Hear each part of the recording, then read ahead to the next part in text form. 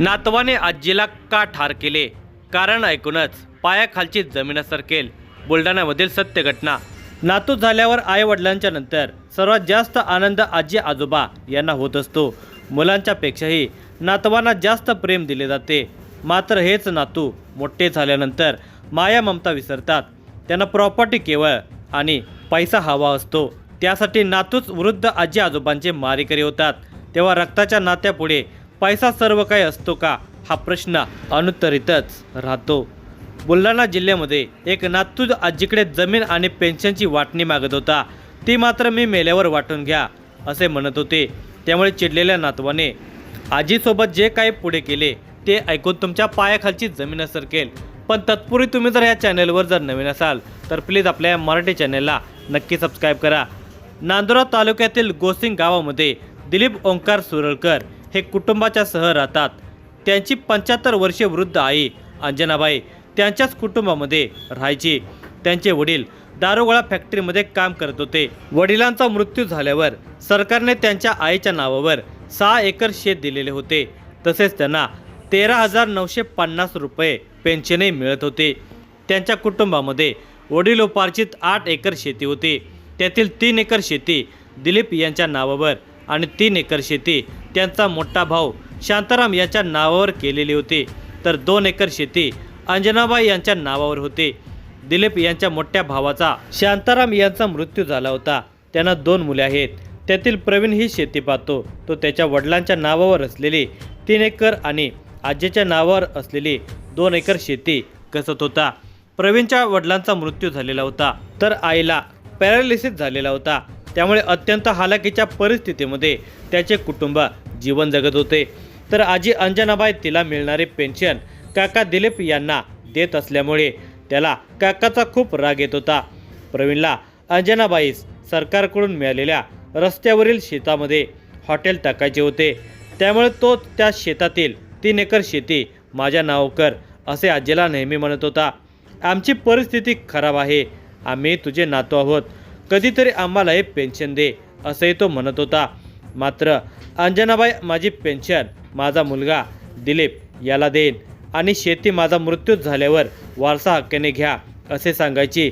त्यामुळे प्रवीण आजीसोबत वाद घालत असे. 1 महिन्यापूर्वी याच कारणावरून प्रवीणने काका दिलीप आणि आजी अंजनाबाई यांच्यासोबत चांगलीच खडाजंगी केली होती. मात्र गावातील काही सुज्ञ नागरिकांनी हा विषय तिथेच थांबवून घरातला विषय घरातच निपटला होता. तेव्हापासून प्रवीणच्या मनामध्ये आजीविषयी प्रचंड क्रोध निर्माण झालेला होता. दिनांक 5 ऑगस्ट रोजी सकाळी दिलीप सुरळकर हे पत्नीसह शेतामध्ये निघून गेले. 8:30 ते 9च्या दरम्यान प्रवीण सुरळकर हा बकऱ्या चारण्यासाठी निघाला होता. जाताना त्याची एक बकरी काका दिलीपच्या घरात गेली म्हणून तो बकरी आणण्यासाठी गेला तर त्याला घरी एकटीच आजी दिसली. आजीला अंधुक दिसत असल्यामुळे त्याने तिला मी प्रवीण आहे, घरचे कुठे गेले अशी विचारणा केली. तेव्हा सर्वजण शेतामध्ये गेल्याचे आजीने सांगितले. प्रवीण बकऱ्या घेऊन निघाला. मात्र त्याच्या मनामध्ये वेगळाच विचार येऊ लागला. घरी कोणी नसल्याने शेती नावावर करण्याचा आज फैसला करून टाकू. आजीने नकार दिल्यास आजीला संपवून टाकू, म्हणजे तिला मिळणारे पेन्शन कुणालाच मिळणार नाही असा अघोरी विचार प्रवीणच्या मनामध्ये आला. 400 मीटर अंतरावर बकऱ्या चारत तो मनातल्या मनात विचार करत होता. त्याने मनाशी निर्णय पक्का केला. गावातील एका मेंढपाळास माझ्या बकऱ्यांच्याकडे जरा लक्ष दे, मी शौचास जाऊन येतो असे सांगून प्रवीण तिथून निघाला. तो सरळ काकाच्या घरी आला. आजी खाट्यावर बसलेली होती. त्याने आजीला परत तोच प्रश्न केला.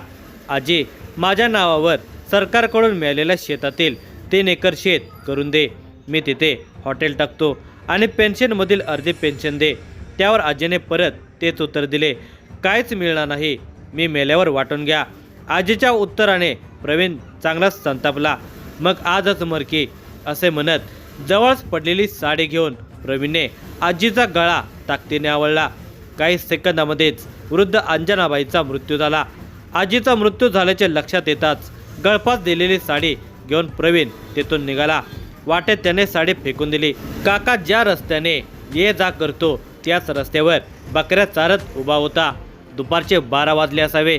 नांदुरा तालुक्यातील गोसिंग गावातील नागरिक शेतातील कामासाठी आपापल्या शेतात निघून गेल्याने गावामध्ये शुकशुकाट पसरलेला होता।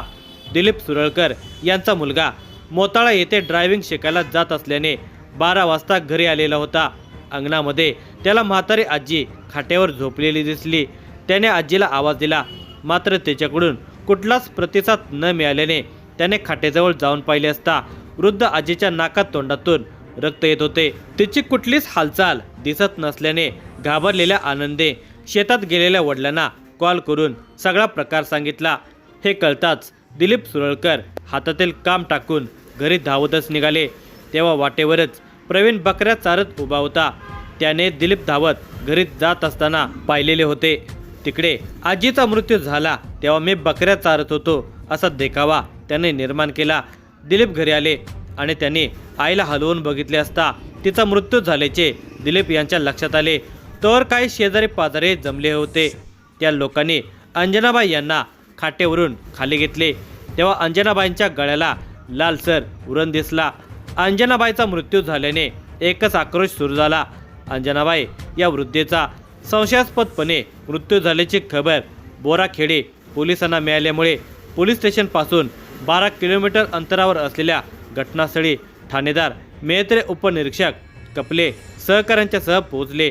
घटनास्थळी प्रचंड गर्दी जमलेली होती। म्हाताऱ्या अंजनाबाईंच्या गळ्यावर व्रण स्पष्टपणे दिसत होता। त्यामुळे अंजनाबाईचा अज्ञाताने खून केल्याचा संशय येत असल्याने गावामध्ये शंका कुशंकांना उधाण आलेले होते। अंजनाबाईंचा मृतदेह शवविच्छेदनासाठी बुलढाणा येथे हलवण्यात आला। दुसऱ्या दिवशी शवविच्छेदन झाल्यावर मोठ्या शोकाकुल वातावरणामध्ये अंजनाबाई यांच्यावर अंत्यसंस्कार करण्यात आले।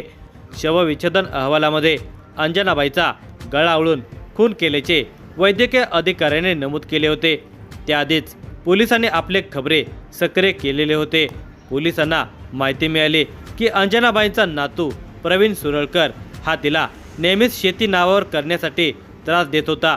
त्याने बऱ्याचदा तिच्यासोबत वाद केलेला होता।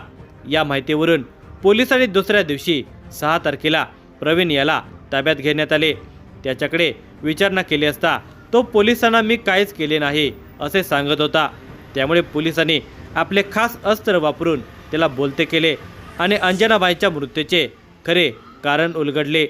या घटनेचा तपास बुलढाणा जिल्हा पोलीस अधीक्षक निलेश तांबे, अप्पर पोलीस अधीक्षक श्रेनिक लोढा, उपविभागीय पोलीस अधिकारी सुधीर पाटील, बोराखेडी पोलीस स्टेशनचे ठाणेदार सीताराम मेहत्रे, पोलीस उपनिरीक्षक Rajendra Kaple, police constable Shrikant Chinchole, police head constable Supatsing Chavan, Nandkishor Dhande हे पुढील तपास करत आहेत।